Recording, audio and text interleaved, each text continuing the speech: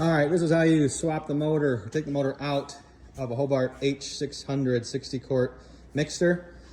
Obviously this one's in a little bit of disarray here. This is a parts machine, but the procedure will still be the same. First off, here is your transmission oil drain plug.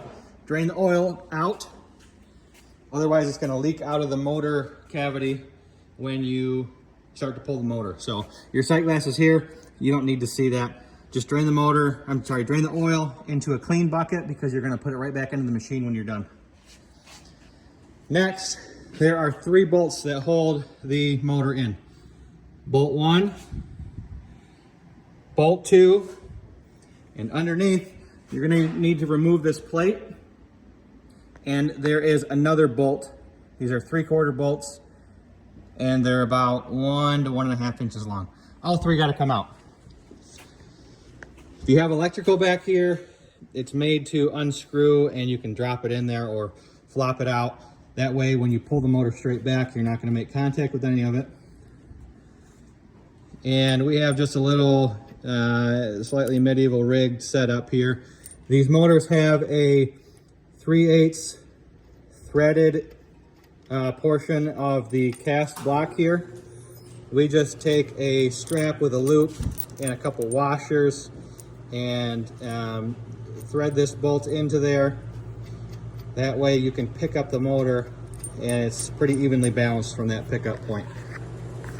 The motor's probably going to be a little bit stuck in there. You may need to grab the back end and shake it a little bit, or get a screwdriver into this point here underneath one of these ears and just kind of pry it loose. Do not put too much weight into that. Do not break these ears off, whatever you do. That's very, very bad. You want to come around here and help me pull this out.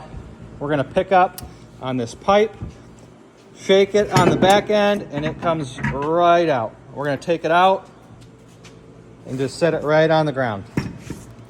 Procedure to put it back in is exactly the same. We're going to pick it up,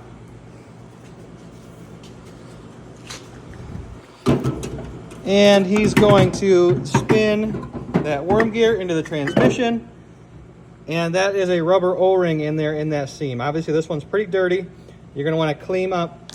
You're going to want to clean. Let's take this out and set it back on the ground real quick.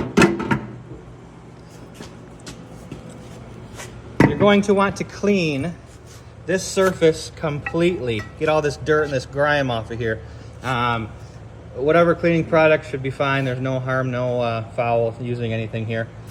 When you do put it back in, I would recommend using some type of RTV sealant. It's not going to glue it in there permanently. It's just going to help you make a better seam there. So clean up this surface here.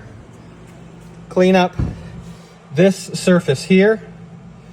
And then just take RTV with a glove or something and cake this surface pretty well here, as well as this surface here.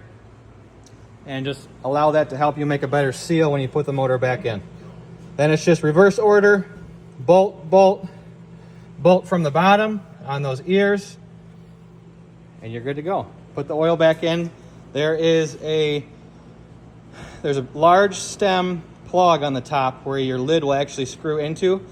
That has a dual purpose as a transmission fill plug as well. So unscrew that, put your oil back in there, make sure that your plug is back in, and you're good to go.